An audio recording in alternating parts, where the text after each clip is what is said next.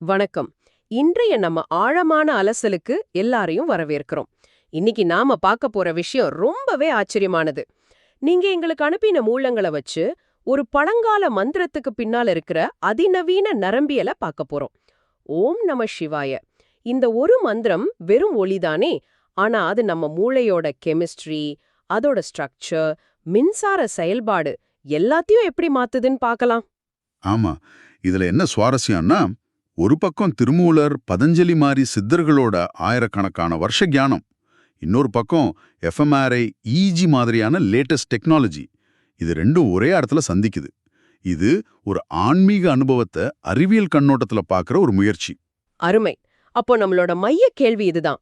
வெறும் ஒளிய வச்சு நம்ம மூளைக்குள்ளேயே ஒரு நாத அறுவை சிகிச்சை, அதாவது ஒரு சோனிக் சர்ஜரி செய்ய முடியுமா? வாங்க இத விரிவாக அலசுவோம். சரி, முதல்ல நம்ம மூளையோட ரவுட்டர்னு சொல்லப்படுற தாலமஸ்ல இருந்து ஆரம்பிக்கலாம். அது என்ன? அதோட வேலை என்ன?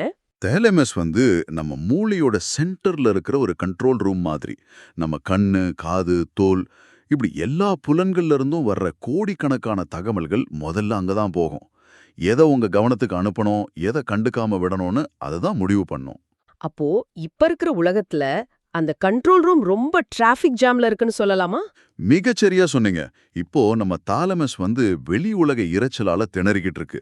வண்டி சத்தம், ஃபோன் நோட்டிஃபிகேஷன், அடுத்தவங்க பேச்சுன்னு எல்லாம் உள்ள வர போட்டி போடுது. அதனால நம்ம கவனம் சிதறி போகுது. சரி, அப்ப இந்த மந்திரம் அந்த டிராஃபிக்கை எப்படி சரி பண்ணுது? ஓம் நம சிவாய.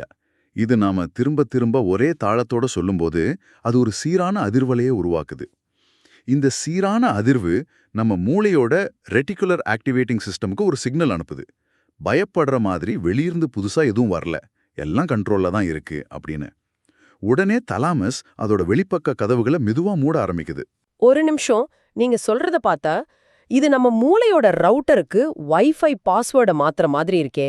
வெளியிருந்து வர்ற சிக்னலை கட் பண்ணிட்டு உள்ள இருக்கிற நெட்வொர்க்ல மட்டும் கவனம் செலுத்துறது. அருமையான ஓமை. அதுதான் நடக்குது. பதஞ்சலி இத பிரத்யாகாரன்னு சொல்றாரு. புலன்களை உள்ள இழுத்துக்கிறது. வெளி உலக இரைச்சலை நிறுத்தினதுக்கு அப்புறம்தான் முதல் முறையா நம்ம உள்ளுலகத்தோட சத்தத்தை நம்ம கேட்க ஆரம்பிக்கிறோம். இங்கதான் திருமூலரோட சிதம்பரம்ன்ற கான்செப்ட் வருதுன்னு நினைக்கிறேன். அது வெறும் ஊர் பெயர் இல்லையே. ரொம்ப முக்கியமான இணைப்பு இது.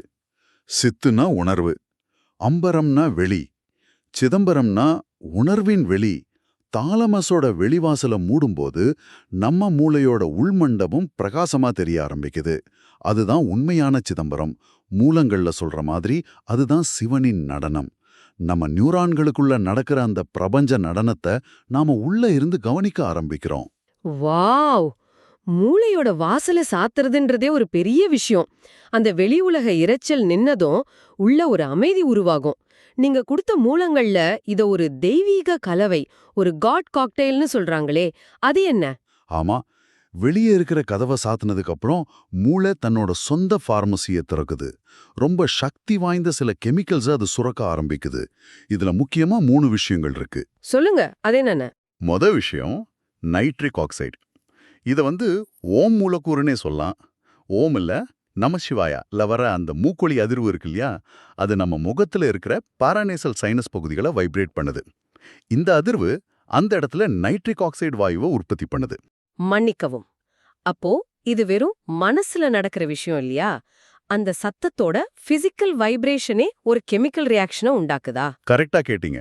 அதுதான் இதுல இருக்கிற ஆச்சரியம். இது மன ரீதியானதும் மட்டும் இல்ல. அந்த நைட்ரிக் ஆக்சைடு நம்ம மூளைக்குள்ள இருக்கிற ரத்த நாளங்களை விரிவடைய வைக்குது.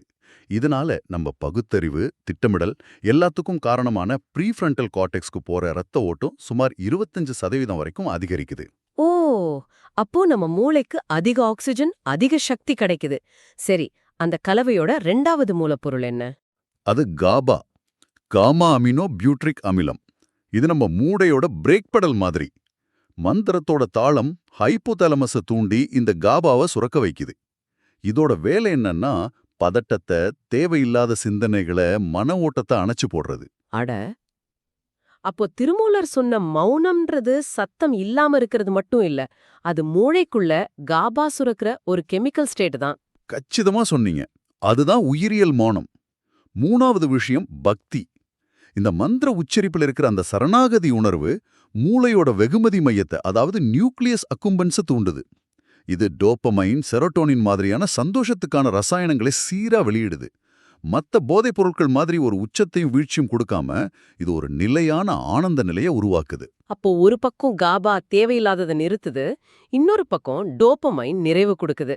இது ரெண்டும் ஒரே நேரத்துல நடக்கிறதால தான் அந்த அமைதியான ஆனந்தம் கிடைக்குதா? அதுதான் அந்த தெய்வீக கலவையோட ரகசியம். அதிக ஆற்றல், குறைவான பதட்டம், நிலையான மனநிறைவு. இதுவே ரொம்ப ஆச்சரியமா இருக்கு. ஆனா இப்பதான் நாம இந்த ஆய்வோட ரொம்ப ஆழமான பகுதிக்கு வரோம்னு நினைக்கிறேன். நான் என்ற உணர்வு, அந்த அகம், அத அறிவியல் எங்க தேடுது? இதுதான் நரம்பியல் இறையியலோட மைய புள்ளி. விஞ்ஞானிகள் நம்ம சுய உணர்வு எங்கிருந்து வருதுன்னு தேடி மூளையோட சுப்பீரியர் பரியற்றல் லோபுன்ற ஒரு பகுதியில அதை கண்டுபிடிச்சிருக்கிறாங்க. இந்த பகுதி தான் உங்க உடம்பு எங்க முடியுது, வெளி உலகம் எங்க தொடங்குதுன்னு ஒரு எல்லையை வரைஞ்சு உங்களுக்கு நான் ஒரு தனி நபர் என்ற உணர்வை கொடுக்குது. சரி, டாக்டர் ஆண்ட்ரூ நியூபர்கோட அந்த புகழ்பெற்ற ஆய்வு இதை பத்தி என்ன சொல்லுது? அவர் தியானத்துல இருக்கிற துறவிகளோட மூளையை ஸ்கேன் செஞ்சாரே. ஆமா, டாக்டர் நியூபர்க் பல வருஷமா தியானம் செய்றவங்கள மந்திரம் சொல்லும்போது எஃப்எம்ஆர்ஐ ஸ்கேன் செஞ்சாரு. அப்போ ஒரு நம்ப முடியாத விஷயத்த பார்த்தாரு. அந்த சுப்பீரியர் பரியேட்டல் லோபு பகுதிக்கு போற ரத்த ஓட்டம் படிப்படியா குறைஞ்சி அந்த பகுதியை கிட்டத்தட்ட முழுசா செயலிழந்து ஸ்கேன்ல இருட்டாயிடுச்சு. இருட்டாயிடுச்சா? அப்போ அனுபவ ரீதியா அதோட அர்த்தம் என்ன? அந்த பகுதி ஆஃப் ஆனா என்ன நடக்கும்? நான் என்ன ஆகும்? அந்த பகுதி செயலிழந்ததும் மூளையால நான் வேற, இந்த பிரபஞ்சம் வேறன்னு பிரிச்சு பார்க்க முடியல. அந்த எல்லைக்கோடு அழிஞ்சிடுது. இதோட விளைவுதான் சித்தர்கள் சொல்ற ஒன்றாதல் அனுபவம், ஒன்னஸ். நீங்க உங்க உடம்புக்குள்ள சுருங்கி போன ஒரு ஆள் இல்ல, நீங்க இந்த பிரபஞ்சத்தோட ஒரு நீட்சின்ற நேரடி அனுபவம். அடேங்கப்பா! அப்போ திருமூலர் எழுதின தானும் சிவனும் இரண்டென்பர் அறிவிலார்ன்றது ஒரு கவிதை இல்ல அது. அந்த சுப்பீரியர் பெரியட்டல் லோப் செயலிழந்து போற ஒரு நியூரோலஜிக்கல் நிகழ்வோட துல்லியமான ஒரு கிளினிக்கல் ரிப்போர்ட். அது வெறும் கவிதை இல்ல, அது ஒரு நரம்பியல் வரைபடம். நான் கரைஞ்சு பிரபஞ்சத்தோட ஒன்னாகும் அனுபவத்தோட அறிவியல் விளக்கம். கெமிஸ்ட்ரி ஸ்ட்ரக்சர் பார்த்துட்டோம். இப்போ மூளையோட கரண்ட் பத்தி பேசலாம். காமா அலைகள் பத்தி மூலங்கள்ல சொல்லியிருக்கு. அது என்ன? நாம சாதாரணமா முழிச்சிருக்கும்போது பீட்டா அலைகள்ல இயங்குறோம். அது ரொம்ப பரபரப்பான அலைவரிசை. ஆனா உயர்நிலை தியானிகள் மந்திரம் சொல்லும்போது அவங்களோட இஇஜி ஸ்கேன்ல காமா அலைகள்ல ஒரு பெரிய எழுச்சியை காட்டுது. 40லிருந்து 100 ஹெர்ட்ஸ் வரைக்கும். இது சாதாரண மனுஷங்கிட்ட ரொம்ப அரிதா காணப்படும். காமா அலைகள்னா மூளையோட எல்லா பாகங்களும் சேர்ந்து ஒரு பெரிய ஆர்கெஸ்ட்ரா வாசிக்கிற மாதிரி எடுத்துக்கலாமா? ரொம்ப சரியான விளக்கம். காமா அலைகள் ஒரு ஒருங்கிணைப்பு அலைவரிசை. அது மூளையோட பார்வை, ஒலி, உணர்ச்சி, தர்க்கம் எல்லாத்தையும் ஒரே நேரத்துல ஒரே தாளத்துல இணைக்குது. அப்போதான் ஒரு முழுமையான ஒருமித்த அனுபவம் கிடைக்குது. இதுதான் ஞானோதயம் அல்லது யுரேகா மூமெண்ட் வர அதிர்வெண். இது தகவல்களை படிப்படியா கத்துக்கிற மாதிரி இல்லையா? இல்ல, இது பிரபஞ்ச அறிவை நேரடியா உங்க உணர்வுக்குள்ள டவுன்லோட் பண்ற மாதிரி. 20 நிமிஷத்துக்கு மேல மந்திரம் சொல்லும்போது உங்க மூளை இந்த உயர் அதிர்வெண்ணுக்கு டியூனாக ஆரம்பிக்குது. சரி, இப்போ நாம பார்த்த இந்த மாற்றங்கள் எல்லாம் மந்திரம் சொல்ற அந்த நேரத்துல மட்டும்தானா? இல்ல இந்த நாத அறுவை சிகிச்சை நிரந்தரமானதா? இதுதான் இந்த முழு ஆய்வோட மிக முக்கியமான கேள்வி. பதில் ஆம், நிரந்தரமானது. இங்கதான் நியூரோபிளாஸ்டிசிட்டின்ற கான்செப்ட் வருது. அதோட விதி என்னன்னா, ஒன்றாகச் சுடும் நியூரான்கள் ஒன்றாக பிணைக்கின்றன. எந்த ஒரு விஷயத்தை நீங்க திரும்ப திரும்ப செய்றீங்களோ அதுக்கான நரம்பியல் பாதை உங்க மூளையில தடிமனாகும். ஒரு உதாரணம் சொல்லுங்களேன். ஒரு ஹைவே போடுற மாதிரி தானே? அதேதான். நீங்க தினமும் பணத்தை பத்தி கவலைப்பட்டா உங்க மூளையில பண அழுத்தம்னு ஒரு 8 வழிச்சாலை உருவாகிடும். உங்க எண்ணங்கள் தானா அந்த பாதையில தான் போகும். ஆனா நீங்க தினமும் மந்திரம் சொல்லும்போது அந்த பழைய பாதைக்கு போற சக்தியை நிறுத்திட்டு ஞானத்துக்கான ப்ரீஃப்ரண்டல் கார்டெக்ஸையும் அமைதிக்கான அமிக்டாலாவையும் இணைக்கிற ஒரு புது வலிமையான பாதையை உருவாக்குறீங்க. அப்போ அந்த பழைய தேவையில்லாத பாதைகள், அதுதான் சினாப்டிக் ப்ரூனிங்னு சொல்றீங்களா? மூலங்கள்ல இத பழைய சம்ஸ்காரங்களை அழிக்கிறதுன்னு சொல்லியிருந்தாங்க. மிகச்சரி. நாம பயன்படுத்தாத நரம்பியல் இணைப்புகளை மூளை தானாவே வெட்டி விட்டுரும். இதுதான் சினாப்டிக் ப்ரூனிங். யோக தத்துவத்துல இதுதான் சம்ஸ்காரங்கள், அதாவது பழைய பதிவுகள் நம்மள விட்டு போறதுக்கு சமம். நீங்க அமைதிக்கான புதுப்பாதையை பயன்படுத்த கவலைக்கான பழைய பாதை புதர்மண்டி காணாம போயிடும். இதுக்கு அளவிடக்கூடிய பௌதிக ஆதாரங்கள் இருக்கா? ரொம்ப தெளிவா இருக்கு. வெறும் 8 வாரம் மந்திர பயிற்சி செஞ்சவங்களோட எம்ஆர்ஐ ஸ்கேன்ல பயத்துக்கான மையமான அமிக்டாலா அளவில் சுருங்குறதையும் பகுத்தறிவுக்கான ப்ரீஃப்ரண்டல் கார்டெக்ஸ்ல இருக்கிற சாம்பல் நிறப்பொருள் தடிமனாகிறதையும் கண்டுபிடிச்சிருக்காங்க. இதுதான் அந்த நாத அறுவை சிகிச்சையோட சாரம். நீங்க உங்க மனசை மட்டும் மாத்தல, உங்க மூளையோட டிஷ்யூவையே பௌதிகமா மாத்தி அமைக்கிறீங்க. இது ஒரு ஹார்ட்வேர் அப்கிரேடு. அப்போ சுருக்கமா சொன்னா நாம ஒரு மந்திரத்துல ஆரம்பிச்சு மூளையோட கெமிஸ்ட்ரி, எலக்ட்ரிசிட்டி, அதோட கட்டமைப்புன்னு எல்லாத்துலயும் நிரந்தரமான மாற்றங்களை கொண்டு வந்திருக்கோம். இதோட இறுதி பொருள் என்ன?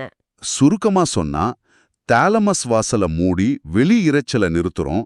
உள்ளே தெய்வீக கெமிக்கல்களால அமைதியையும் கவனத்தையும் உருவாக்குறோம். சுயநினைவு மையத்தை ஆஃப் பண்ணி நானென்ற எல்லையை கடந்து பிரபஞ்சத்தோட ஒன்னாகிறோம். காமா அலைகள் மூலமா உயர் அறிவை பெறுறோம். கடைசியா நம்ம மூளையோட ஹார்ட்வேரையே நிரந்தரமா மேம்படுத்துறோம். இது உணர்வு நிலையோட அடுத்த கட்ட பரிணாம வளர்ச்சி பாதை. விலங்குகள் அதோட மூளைத்தண்டை பயன்படுத்துது. சாதாரண மனிதன் நியோ கார்டெக்ஸை பயன்படுத்துறான். ஆனா சித்தர் மந்திரத்தால் தூண்டப்பட்ட ஃப்ரண்டல் பரியேட்டல் சுற்றுகளை பயன்படுத்துறான்னு மூலங்கள்ல வருது. ஆமா, இது மனித பரிணாமத்தோட அடுத்தபடியா கூட இருக்கலாம். இறுதியா ஒரு சிந்தனை. இந்த மூலங்கள்ல நம சிவாயான்ற ஒவ்வொரு எழுத்தையும் ந, ம, சி, வா, யா மூளையோட வெவ்வேறு பகுதிகளோட இணைக்கிறாங்க. ஒளிக்கு இவ்வளவு துல்லியமான உடற்கூறியல் தாக்கம் இருக்க முடியுமானா, நாம வெறும் சடங்கு, மூடநம்பிக்கைன்னு ஒதுக்கி தள்ளின வேற எந்த பழங்கால தொழில்நுட்பங்கள் நம்ம உயிரியலையே மாற்றி அமைக்கிற கருவிகளா இருக்கலாம். இத நீங்க சிந்தித்து பாருங்கள்.